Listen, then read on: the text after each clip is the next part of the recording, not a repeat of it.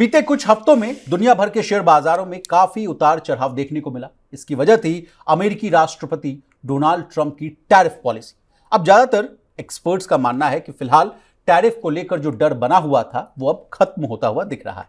इसकी वजह यह है कि कई देश अब अमेरिका के साथ बातचीत कर रहे हैं। इसी बीच जेफरीज में ग्लोबल इक्विटी स्ट्रैटेजी के हेड क्रिस्टोफर वुड ने अपनी हाल की रिपोर्ट ग्रीड एंड फेयर में कहा कि अमेरिकी शेयर बाजार अब अपने अच्छे दौर को पार कर चुका है और आने वाले समय में अमेरिकी डॉलर की कीमतों में गिरावट देखने को मिल सकती है। इसके अलावा उन्होंने कहा कि ग्लोबल शेयर बाजारों में अब एक बड़ा ब्रेकआउट देखने को मिल रहा है। MSCI all country world index, जिसमें अमेरिका को छोड़कर बाकी दुनिया भर के शेयर शामिल हैं, उसने 2007 से चली आ रही सीमित दायरे की जो ट्रेडिंग है उसको तोड़ दिया। सर, इस खबर को कैसे देखा और समझा जाए? बिल्कुल, देखिए, अमेरिकी बाज़ारों का एक जो बड़ा इस पूरा क्रिस वुड का जो ग्रीड एंड फेयर की जो रिपोर्ट है उसका सबसे बड़ा जो टेक अवे अगर हम कहेंगे तो वो ये है कि अमेरिकी मार्केट्स का जो एक सुनहरा दौर था अब वो ख़त्म हो गया है। ट्रंप के साथ अगर इसको जोड़ लीजिए तो आप इसको इस तरह से इसका निष्कर्ष निकाल सकते हैं कि जो अमेरिका को मेक अमेरिका ग्रेट अगेन का जो नारा था और जो एक नैरेटिव और एक मुहिम चला रहे थे उसमें अमेरिकी मार्केट्स ही उस सीन से बाहर होते हुए नज़र आ सकते हैं। ये एक बड़ा कयास या एक बड़ा प्रेडिक्शन क्रिस वुड ने अपनी रिपोर्ट में दिया है। जो दबदबा था पूरी दुनिया के मार्केट्स में अमेरिकी मार्केट कैप का, यानी जो MSCI का जो इंडेक्स है ग्लोबल इंडेक्स, उसमें 67% से 67% से ज़्यादा का वेटेज था एक तरह से, वो अब घटता हुआ नजर आएगा। और उसके पीछे एक बड़ा फैक्टर यह है कि ग्लोबल GDP में जो है वो अमेरिका की हिस्सेदारी सिर्फ 24% थी, जबकि ग्लोबल मार्केट कैप में अमेरिका की हिस्सेदारी 67% से ज़्यादा थी जी। तो अब वो चीज़ें रिवर्सल हो रही हैं इन टर्म्स ऑफ कहाँ जा रहा है वो पैसा जाएगा अब, या वो जो मार्केट जाएंगे वो जाएंगे, तेजी दिखेगी वो एशिया में दिखाई देगी, इमर्जिंग मार्केट्स में, एशियन मार्केट्स में दिखाई देगी। दूसरा बड़ा फैक्टर जो बता रहे हैं वो ये बता रहे हैं कि जो डॉलर है, डॉलर का कमज़ोर होना जारी रहेगा। इसके पीछे कई फैक्टर हैं। एक तो खुद जो पॉलिटिकल रीजन जो उन्होंने एक बताया है वो ये कहा कि ट्रंप खुद चाहते हैं कि डॉलर कमज़ोर हो। डॉलर को कमज़ोर क्यों चाहेंगे? क्योंकि एक्सपोर्ट लेड जब आप इकोनॉमी को बनाते हैं तब जब आपके पास जो पैसा आता है अगर डॉलर कमज़ोर होगा तो अमेरिका को उसमें फ़ायदा होगा। आपको याद होगा चीन लंबे वक्त तक अपनी करेंसी को कमज़ोर करके रखे रहा और उसके पीछे यही था कि चीन की जो इकॉनमी थी वो एक्सपोर्ट ड्रिवन थी। अमेरिका, आपको बहुत सारे लोगों को याद नहीं होगा, अमेरिका और चीन के बीच में एक वक्त, एक लंबा दौर रहा जब दोनों के बीच में एक टसल इस बात को लेकर रही कि चीन आर्टिफिशियली अपनी करेंसी को कमज़ोर रखे हुए है। अब अमेरिका आर्टिफिशियली क्या अपनी करेंसी को कमज़ोर करना चाहता है? क्या एक एक्सपोर्ट लेड इकोनॉमी बनना चाहता है? क्या डोनाल्ड ट्रंप का प्लान है? दूसरी बात, डोनाल्ड ट्रंप की जो पॉलिसीज़ हैं, चाहे टैरिफ को लेके हो चाहे इकोनॉमी को लेके, वो बड़ी अनसर्टेन है। पूरी दुनिया में हड़कंप मचा रखा है। एक दिन एक कदम आगे रखते हैं, 2 दिन बाद उसी कदम को वापस खींच लेते हैं।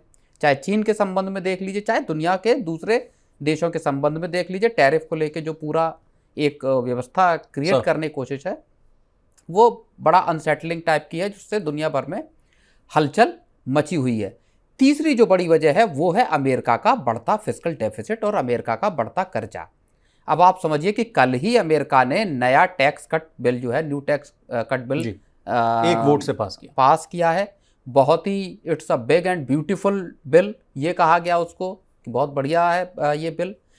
वो बिल का मतलब ये है कि लोगों को टैक्स छूट मिलेगी, टैक्स ब्रेक मिलेंगे, कार खरीदेंगे तो छूट मिलेगी, सीनियर सिटीजन्स को मिलेंगे। एक लंबा चौड़ा जो वादे ट्रंप ने किए थे वो करेंगे। इमिग्रेशन को लेके नियम और सख्त करेंगे, उसमें खर्च ज़्यादा आएगा। आप मान लीजिए मैक्सिको से लगी जो आपकी दीवार है उसको आप और लंबा करेंगे और फोर्टिफाई करेंगे, वहाँ खर्चा बढ़ेगा आपका इमिग्रेशन पे। दूसरा, आप डिफेंस पे लंबा चौड़ा खर्च करना चाहते हैं। अभी $175 बिलियन का कल ही उन्होंने ऐलान किया है। US का जो आयरन डोम जिस तरह से इजराइल का है उसी तरह का प्रोजेक्ट, जिसमें अमेरिका अंतरिक्ष में मिसाइलें लगा देगा और वहीं से पूरा निगरानी करेगा, वहीं से मिसाइलों को तोड़ देगा कोई दूसरा देश अगर हमला करता है तो उस पर खर्चा होगा। और कुल मिला के ये जो खर्चे होने वाले हैं, बढ़ने वाले हैं, इससे अमेरिका की इकोनॉमी पर तकरीबन 4 ट्रिलियन डॉलर का यानी 3.8 ट्रिलियन डॉलर का कर्जा बढ़ने वाला है। जी, तो अभी सर फिलहाल जो अमेरिका की जो इकॉनमी है वो 30 ट्रिलियन डॉलर के आसपास है।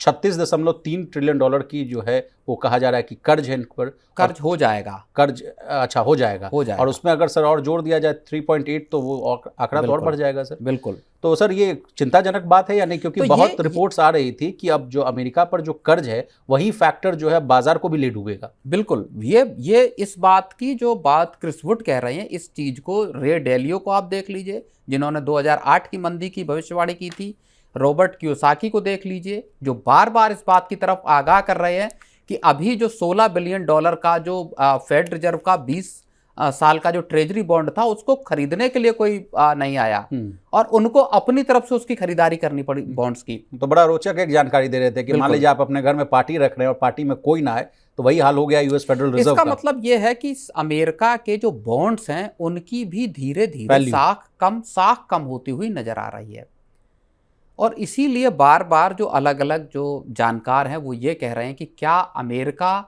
आप जो जेपी मॉर्गन के हैं जेमी डिमॉन उनकी बात कर लीजिए, वो कह रहे हैं कि स्टैगफ्लेशन के दौर में अमेरिका जाता हुआ दिखाई दे रहा है, यानी हाई इन्फ्लेशन का दौर आएगा और ग्रोथ लो हो जाएगी आपकी। तो ये अमेरिकी कंज्यूमर्स के लिए एक बहुत बड़ी आफत है और जब वहां असर दिखाई देगा, देखिए कंज्यूमर सेंटीमेंट, कंज्यूमर परचेज से लिंक होते हैं मार्केट्स, चाहे आप भारत देख लीजिए चाहे आप चीन देख लीजिए, सब जगह कंज्यूमर अगर स्पेंडिंग ही नहीं कर रहा है तब आपके मार्केट्स पर उसका असर दिखता हुआ नजर आता है और वो चीज अमेरिकी मार्केट्स में हो सकती है। जहां पे स्टैगफ्लेशन आया तो मंदी आ सकती है और मंदी अगर अमेरिका में आती है तो उसके रिपल इफेक्ट्स पूरी दुनिया पे नजर आएंगे, चाहे चीन हो चाहे भारत हो। कौन कितना अपना इंटरनल ग्रोथ स्टोरी से खुद को सर्वाइव कर पाएगा ये देखने वाली बात होगी। भारत की अगर बात करें तो भारत बड़े तौर पर अपने डोमेस्टिक कंजम्पशन पर टिकी हुई इकोनॉमी है, जी बहुत ज़्यादा बड़ी एक्सपोर्ट आधारित इकोनॉमी नहीं है। तो ऐसे में भारत 2008 की भी अगर आप मंदी देख लीजिए उसको भी झेल गया, 2020 का जो कोविड का वक्त आया वहां पे भी मार्केट्स कुछ वक्त के लिए गिरे लेकिन फिर जब दौड़े तो 4 साल का एक बुल रन लगातार मार्केट्स ने देखा। वी शेप रिकवरी देखने को मिला sir, V shape recovery markets में देखने को मिली।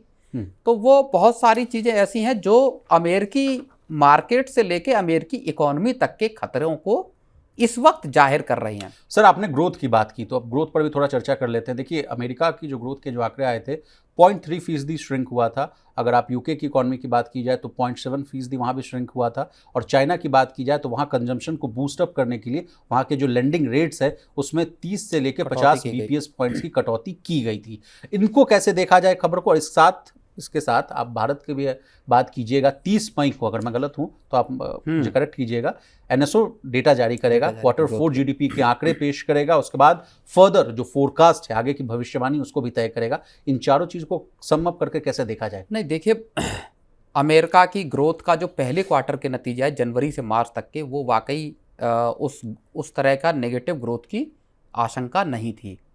अब वो डेटा आया लेकिन असली डेटा जब आएगा आपका अप्रैल मई और जून का, जहां पे कि आपको टैरिफ के असर वास्तविकता में दिखाई देंगे जी, वहां पे पता चलेगा कि अमेरिकी इकोनॉमी, और इसीलिए देखिए बार बार ट्रंप जो है वो फेड रिजर्व पे दबाव बना रहे हैं या जेरोम पॉवेल पे दबाव बना रहे हैं कि आप रेट कट कीजिए। रेट कट करने का मतलब ये है कि सभी तरह के कर्जे जो है वो सस्ते हो जाएंगे, लोग कंजम्पशन बढ़ाएंगे, कंजम्पशन बढ़ेगी तो इकोनॉमी का पहिया दौड़ेगा। इस तरह का एक पूरा साइकिल की बात है। लेकिन फेड की तरफ से बयान आ रहा है कि सर पूरे फिस्कल में हम बहुत अगर कर सकते हैं तो एक रेट कट करेंगे। बिल्कुल, और फेडरल रिजर्व ये देख रहा है कि अमेरिका में महंगाई बढ़ती हुई नजर आ रही है और महंगाई जैसा कि रॉबर्ट कियोसाकी बोल रहे हैं कि बहुत तेज इजाफा अमेरिका में, हाइपर इन्फ्लेशन की बात कर रहे हैं। तो इसका मतलब बहुत तेज अगर अमेरिका में महंगाई होती है तो वो उस कंडीशन में फेड के पास रेट कट करने का मौका ही नहीं होगा। जी। अब अगर हम पर्टिकुलरली भारत की बात करें तो दिसंबर तिमाही के जो जीडीपी के नंबर थे वो अच्छे नंबर आए थे, 6.3% के आसपास आए थे। इस बार जब चौथी तिमाही के नंबर आएंगे और फिर सालाना पूरा नंबर आएगा FY25 का, माना यह जा रहा है कि 6.8% या उससे ऊपर रह सकती ग्रोथ, 7% तक जा सकती है। जी। अगर ऐसा होता है तो पूरे साल का एवरेज फिर 6.5% के आसपास भी पहुंच सकता है। इससे आप ये समझिए कि पूरी दुनिया में जो ग्रोथ के दर चल रही है, बाकी चीन 5% की ग्रोथ के लिए तरस रहा है।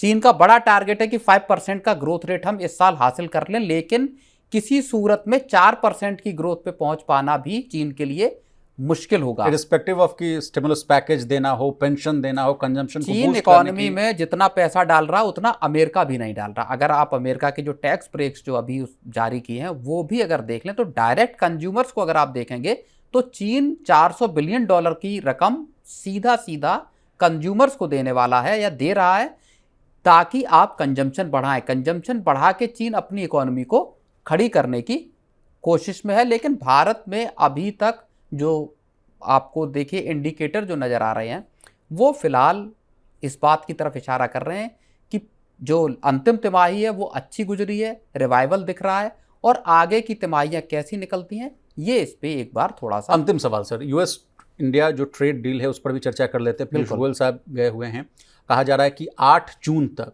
कुछ लगता है तस्वीर साफ होती हुई दिख सकती है। कैसे देख रहे हैं इस खबर को? नहीं, भारत 17 मई से 4 दिन के दौरे पे थे पीयूष गोयल वहाँ पे, और लंबी चौड़ी उनकी चर्चा हुई है। जो कॉमर्स मिनिस्टर हैं लटनिक, उनके साथ उनकी मुलाकात हुई है और बताया ये जा रहा है कि बातचीत जो है अच्छी दिशा में आगे बढ़ रही है।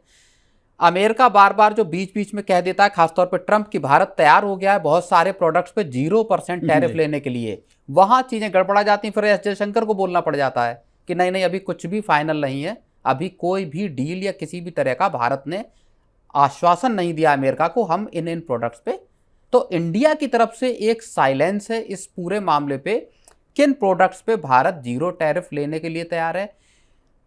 खबरें ऐसी भी आई कि भारत अमेरिका से 0 टैरिफ की मांग कर रहा है कि अगर हम कुछ आपको प्रोडक्ट्स पे 0 टैरिफ देंगे तो आपको भी बहुत सारे प्रोडक्ट्स पे जीरो टैरिफ वाली बात। बिल्कुल, 0 हम लगा रहे तो आप भी 0 लगाइए, 0 आप भी लगाइए, ताकि दोनों देशों के बीच में ट्रेड हो सके। अब देखना ये होगा कि कब तक इस डील का जो फर्स्ट फेज की डील है उसमें कितने प्रोडक्ट्स शामिल होंगे, कितने सेक्टर शामिल होंगे, भारत के लिए उसमें कितने $1 बिलियन का एक्सपोर्ट का मौका निकलेगा, और अमेरिका के लिए, क्योंकि दोनों देशों के बीच में मसला है वो ये है कि जो ट्रेड का जो डेफिसिट है अमेरिका का उसको कम करना है। जी जी। तो भारत क्या बहुत सारा पेट्रोलियम प्रोडक्ट्स खरीदेगा अमेरिका से? इजी है, खरीद सकते हैं, आपकी लॉजिस्टिक्स की कॉस्ट पड़ेगी, अदरवाइज आप अमेरिका से खरीद सकते हैं। जी।